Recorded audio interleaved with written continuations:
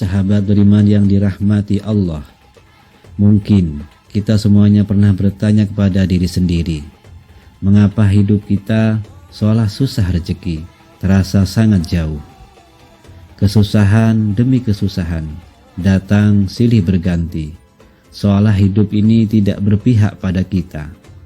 Sedangkan kalau kita memandang orang lain, seolah hidupnya mudah, rezekinya terlihat lancar, hidupnya pun terlihat bahagia.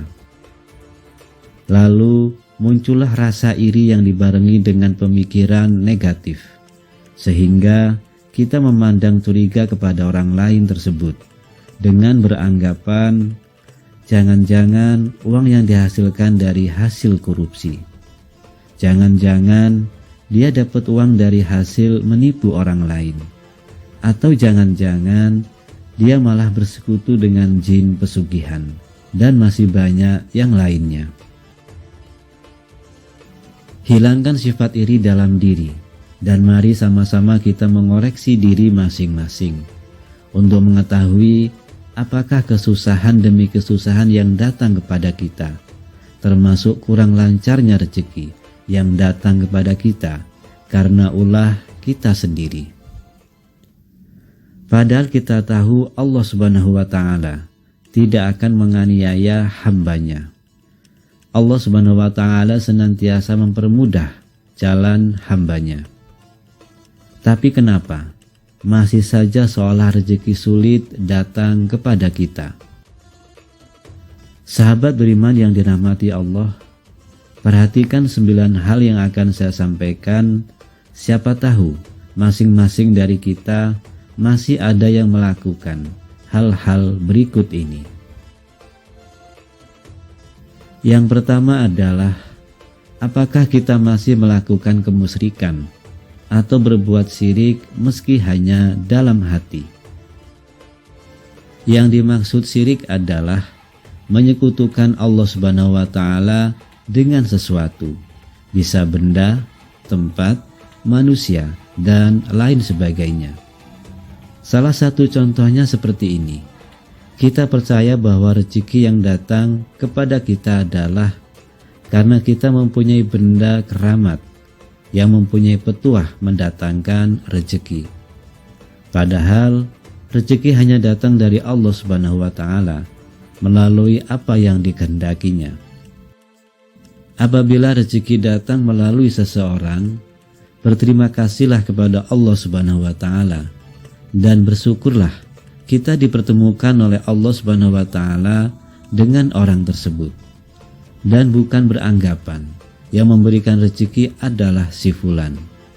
Kalau tidak karena si fulan, saya tidak bisa apa-apa.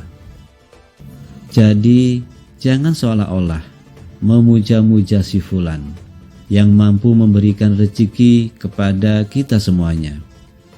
Berterima kasih boleh-boleh saja, asal tidak terlalu berlebihan. Lalu yang kedua adalah perhatikan sholat kita. Misalnya sekarang kita hanya mengerjakan sholat 3 waktu, mulailah melengkapi menjadi 5 waktu. Misalkan masih malas, paling tidak tambah 1 waktu. Kemudian di hari berikutnya tambah 1 waktu lagi. Dan jika sudah lengkap 5 waktu, pertahankan dengan cara bersegeralah menunaikan kewajiban saat terdengar panggilan azan. Hindari untuk menunda, karena disinilah awal sholat kita akan kembali seperti semula.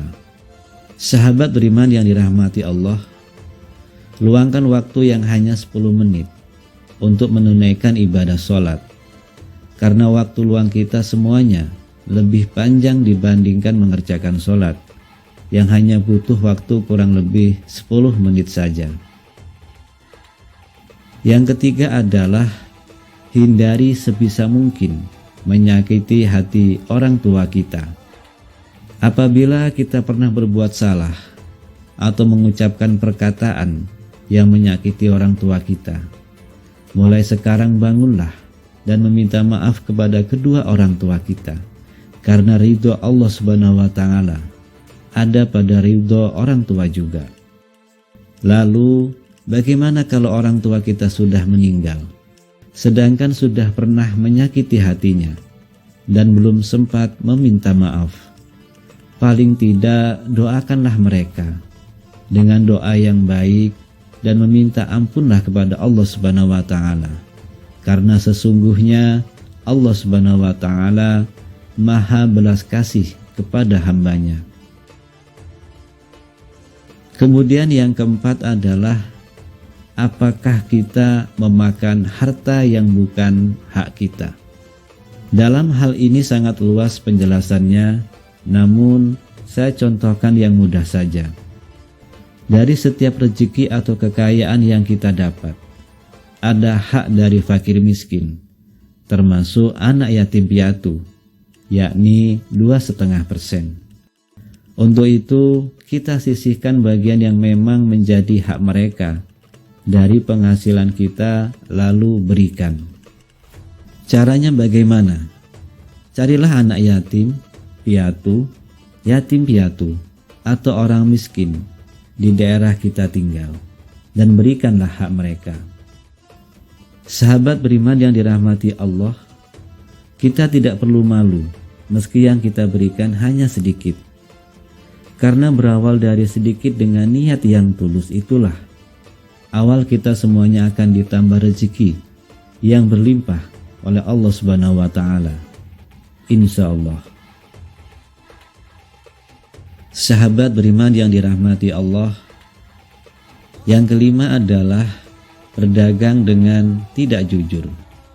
Apabila kita hendak melakukan jual beli, hendaknya tidak mengurangi takaran.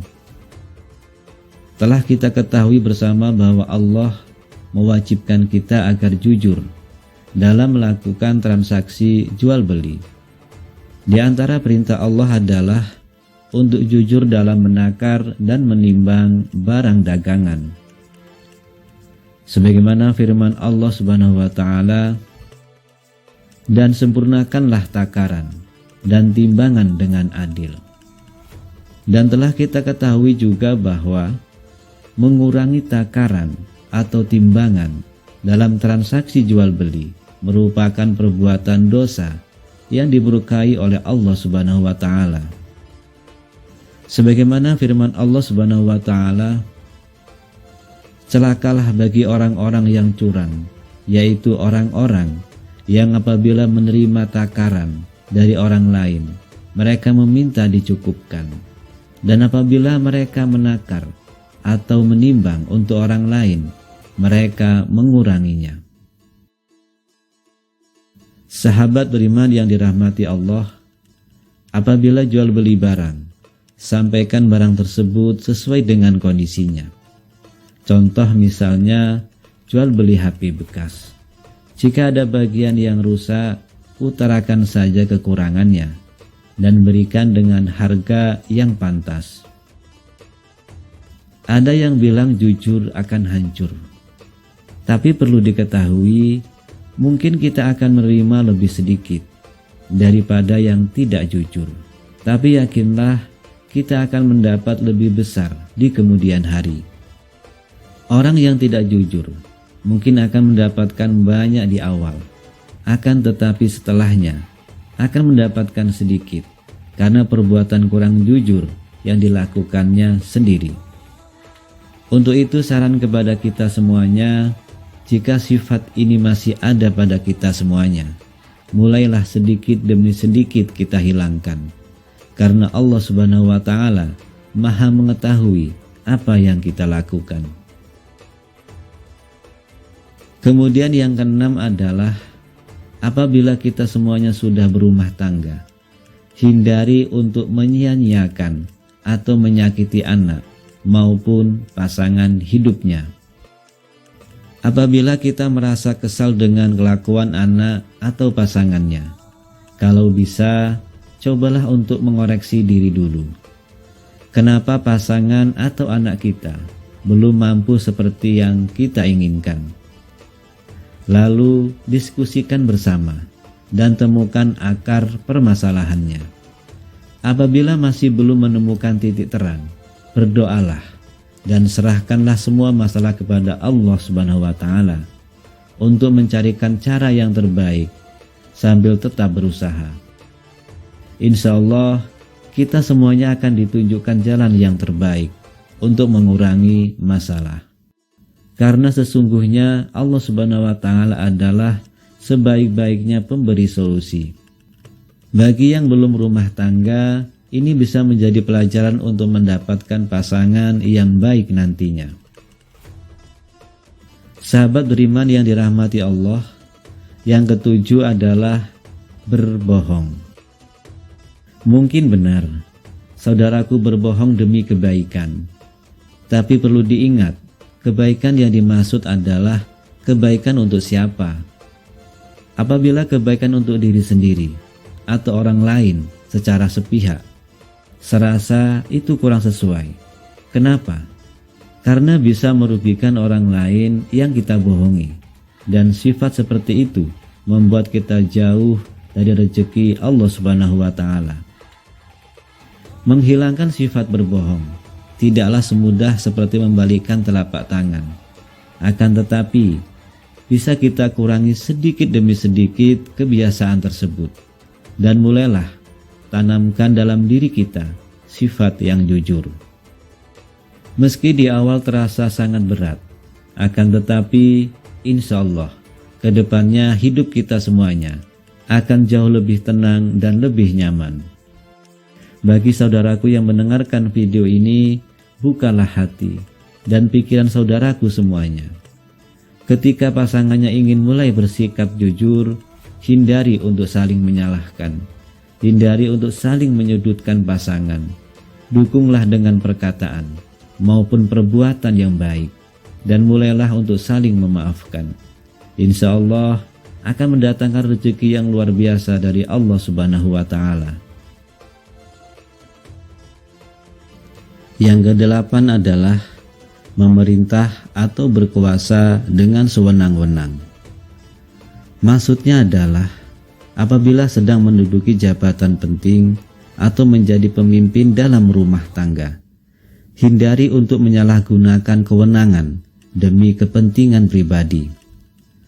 Kalau dalam jabatan, saya contohkan memudahkan urusan orang lain dalam hal korupsi atau menipu.